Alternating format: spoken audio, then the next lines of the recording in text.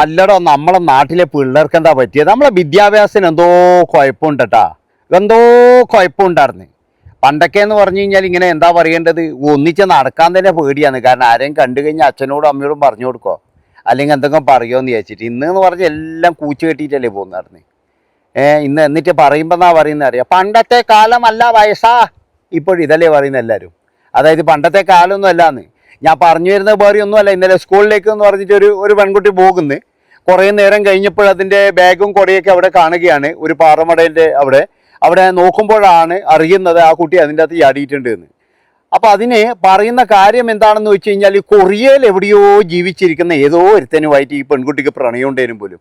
ഏത് ഭാഷയിലാണെന്നോ അല്ലെങ്കിൽ എങ്ങനെയാണെന്നോ നമുക്കറിയില്ല കേട്ടാ. എന്തൊക്കെയായാലും അയാളുമായിട്ട് മുടിഞ്ഞ പ്രണയമാണെന്നും അയാൾ അങ്ങനെ മരിച്ചതിൽ മനന്നൊന്താണ് ഈ പെൺകുട്ടിയും മരിച്ചത് എന്നാണ് പറയുന്നത്. എൻ്റെ പൊന്നു മക്കൾ, ഇതൊക്കെ നിങ്ങൾ വെള്ളം തൊടാതെ ഇങ്ങനെ വന്നിട്ട് ഇങ്ങനെ വിശ്വസിക്കല്ലേ. കാരണം എന്താണെന്ന് വെച്ചാൽ ഇതിൻ്റെയൊക്കെ പുറകിൽ പോയി കഴിഞ്ഞാൽ വേറെ എന്തെങ്കിലും മാജിക്കുകൾ ഉണ്ടാകും.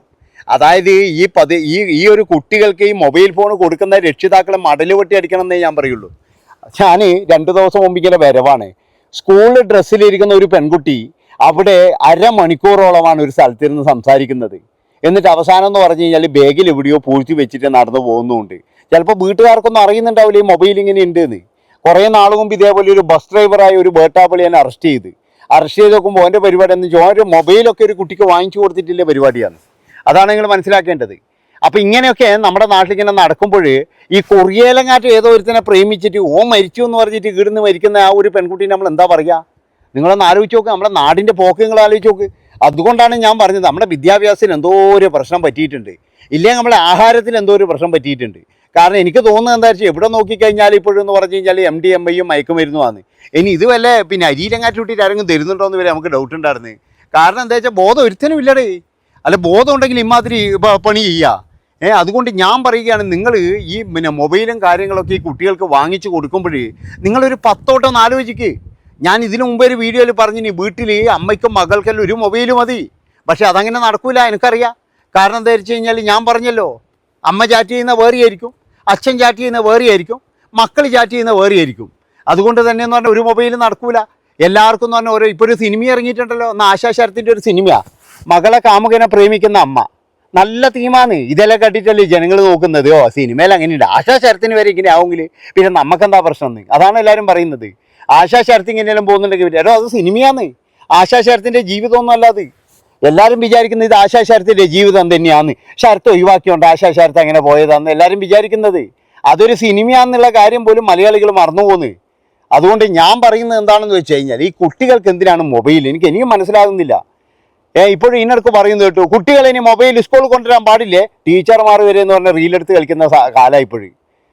ഇപ്പോൾ ടീച്ചർമാർ വരെ എന്ന് പറഞ്ഞാൽ സ്കൂളിൽ നിന്നാ പറയില്ല, എൻ്റെ യൂട്യൂബ് ചാനലുണ്ട് ബാക്കി കേട്ടാ. അതാണ് പറയുന്നത്. കുട്ടികളോട് പറയും ഇന്ന് ചിത്രം വരക്കണമെന്നേ, എന്നിട്ട് പറയാറുണ്ട് എൻ്റെ യൂട്യൂബ് ചാനലിന്. എന്നാൽ ടീച്ചർക്ക് എന്താ അതിൻ്റെ ഗുണമോ? അതിൻ്റെ അകത്ത് ഗുണം എന്ന് പറഞ്ഞു കഴിഞ്ഞാൽ ഒരു സബ്ബും കിട്ടി, പിന്നെ അത് മാത്രമല്ല ടീച്ചർ കുറച്ച് വ്യൂസുമായി, അതന്നെ മെയിൻ. അപ്പോൾ ടീച്ചർമാർ വരെ എന്ന് പറഞ്ഞാൽ ഇതിനെ പ്രോത്സാഹിപ്പിക്കുകയാണ് ഈ മൊബൈലിനാ. അതുപോലെ പല ആൾക്കാരും ഇന്ന് ഫീസ് കൊടുത്ത് പഠിപ്പിക്കുന്നതൊക്കെ എന്ന് പറഞ്ഞാൽ മൊബൈലിലൂടെയാണ്. കാരണം അവർക്കൊന്നും പഠിപ്പിക്കാനൊന്നും സമയമില്ല. ഇപ്പം എല്ലാവരും എന്ന് പറഞ്ഞാൽ മൊബൈലിലൂടെയുള്ള കളിയാണ്. അതുപോലെ തന്നെ ടീച്ചറുടെ ജന്മദിനം പ്രമാണിച്ച് കേക്ക് മുറിക്കൽ, അത് റീൽസാക്കി ഇടുക. പിന്നെയെന്ന് പറഞ്ഞ് 2 കുട്ടികൾ ഇങ്ങനെ ഭയങ്കരമായി തല്ല് കഴിയുമ്പോൾ ടീച്ചർ വന്നിട്ട് ഇങ്ങനെ പിന്നെ പിടിച്ചു മാറ്റുക. എന്നിട്ട് ഭാവി നീ കേട്ട് മെല്ലെ ആ പാട്ടിടുക, അതിൻ്റെ BGM ഇടുക. ഇല്ലെങ്കിൽ അമ്മ മഴക്കാറിന് ഇതൊഴുകി ഇങ്ങനെയുള്ള ഇതിടുക. അതായത് പണ്ട് മുതലേ ടീച്ചർമാർ ഇങ്ങനെയാണ്. ഇപ്പോഴും പിന്നെ റീൽ എടുക്കാൻ വേണ്ടിയിട്ട് കുറേ ആൾ അഭിനയിക്കുന്നുണ്ട്. നമ്മൾ വിചാരിക്കുമോ ടീച്ചറും പിള്ളേരും എന്തൊരു സ്നേഹമാണെന്ന്? ഒരു മാങ്ങാത്തൊലി ഇല്ലായിരുന്നു. എല്ലാം കണക്ക് തന്നെയാണെന്ന് ഞാൻ പറയുള്ളൂ. അതായത് ഇവരൊക്കെ എന്ന് പറഞ്ഞാൽ ഫെയിമാകാൻ വേണ്ടിയിട്ടാണ്. അപ്പോൾ ഇവരൊക്കെ മൊബൈലിൽ വന്നിട്ടാണ് ഈ സാധനമൊക്കെ ചിത്രീകരിക്കുന്നത്. അത് നിങ്ങൾ ആലോചിച്ച് നോക്കണം. അപ്പോൾ അങ്ങനെയുള്ള ടീച്ചർമാർക്ക് കുട്ടികളോട് പറയാൻ പറ്റുമോ, മക്കളെ നിങ്ങളിത് കൊണ്ടുവരുന്നത്? അവരോടാ പറയാ നിങ്ങൾ ഷെയർ ചെയ്യണേ ഈ ഒരു വീഡിയോ എന്ന്.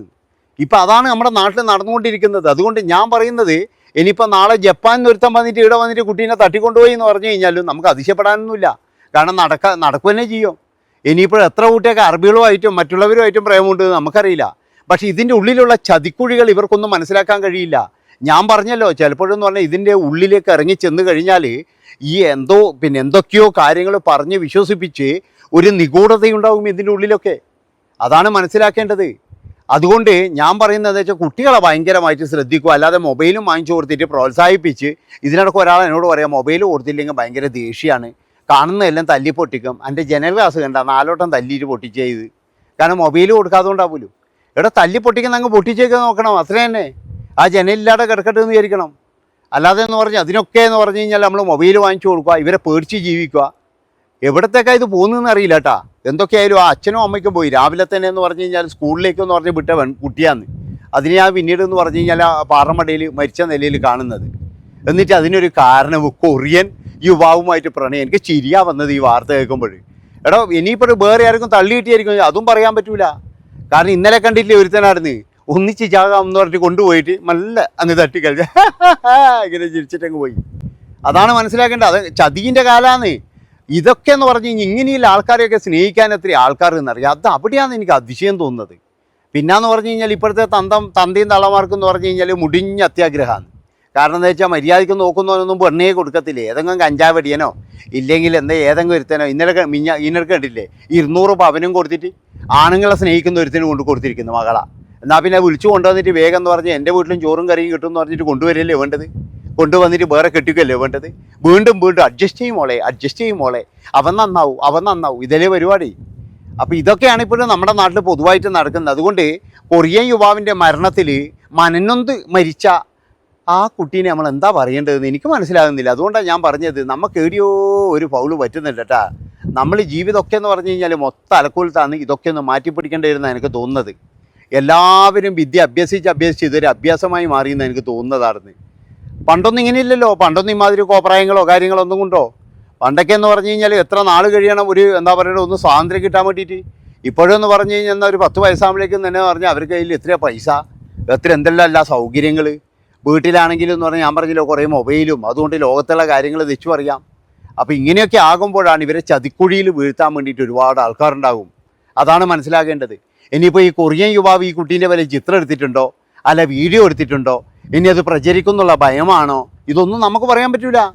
അല്ലെങ്കിൽ തന്നെ എന്ന് പറഞ്ഞാൽ ഇനിയിപ്പോൾ പരിശോധിച്ച് കഴിഞ്ഞാൽ ചിലപ്പോൾ ഏതെങ്കിലും സൈറ്റിലുണ്ടോ അല്ല പണ്ടിപ്പം കാണിച്ചു കൊടുത്തിനോ, ഇതൊക്കെ ഉണ്ടാകാം. എന്താ നമുക്കറിയില്ലല്ലോ ഇതിൻ്റെ ഒന്നും കാര്യങ്ങൾ. അതുകൊണ്ട് കൃത്യമായിട്ടെന്ന് പറയുന്നത് ഇങ്ങനത്തെ കാര്യങ്ങളൊക്കെ അന്വേഷിക്കുക തന്നെ വേണമെന്നാണ് എൻ്റെ ഒരു അഭിപ്രായം. നമ്മൾ വെറുതെ അങ്ങ് ഏതെങ്കിലും ഒരു കൊറിയൻ യുവാവ് എവിടെയോ കിടക്കുന്നത് ഓ മരിച്ചിനോ അത് അന്വേഷിക്കണം. അതായത് ഓ മരിച്ചിട്ടുണ്ടോ, അതെങ്ങനെയാണ് അറിഞ്ഞത്, ആരെല്ലാം അറിഞ്ഞത്, അതുവരെ അന്വേഷിക്കേണ്ട കാര്യമാണ്. അല്ലാതെ എന്ന് പറഞ്ഞു കഴിഞ്ഞാൽ പിന്നെ ആ കുട്ടി ഇങ്ങനെ ഒരാളിങ്ങനെ മരിച്ചു അത് കഴിഞ്ഞോട്ട് ഇതാ കാരണം എന്ന് പറഞ്ഞ് നമ്മളങ്ങനെ ഈസി ആയിട്ട് തള്ളരുത് എന്നാണ് എനിക്ക് പറയാനുള്ളത്. അതുകൊണ്ട് നമ്മൾ അഹങ്കരിക്കാനൊക്കെ വരട്ടെ, നമ്മൾക്ക് ഒരുപാട് പാളിച്ചകളുണ്ട്. ആ പാളിച്ചകളൊക്കെ നമ്മൾ തിരുത്തണം എന്നാണ് എനിക്ക് പറയാനുള്ളത്. കാരണം ഒരുപാട് സംഭവങ്ങളുണ്ട്. അതുകൊണ്ട് ഈ ടീച്ചർമാർ മൊബൈൽ എടുക്കുന്നില്ല, മറ്റേവർ മൊബൈൽ എടുക്കുന്നതൊന്നും പറഞ്ഞിട്ടൊന്നും കാര്യമില്ല. ആ റീൽസെല്ലാം ആദ്യം നിർത്തണം. സ്കൂളിൽ നിന്നുള്ള റീൽസ് കളിക്കുന്ന എല്ലാവരെയും പിടിച്ചെന്ന് പറഞ്ഞാൽ അപ്പോൾ തന്നെ എന്ന് പറഞ്ഞു കഴിഞ്ഞാൽ ഇതാ നിങ്ങളെ ജോലി കളഞ്ഞു പോയി എന്ന് പറഞ്ഞിട്ട് അങ്ങ് വിട്ടേക്കണമായിരുന്നു. വേറെ ആളിരിക്കും എത്ര ആൾക്കാരാണെന്നിട്ട് ജോലിയില്ലാതെ. ഒന്ന് ഷെയർ ചെയ്ത് കൊടുത്തുകളാം, നന്നാവുന്നുള്ള പ്രതീക്ഷയൊന്നുമില്ല. എന്നാലും ആയിരിക്കും കിട്ടിയിട്ടുണ്ടെങ്കിൽ ഓക്കെ.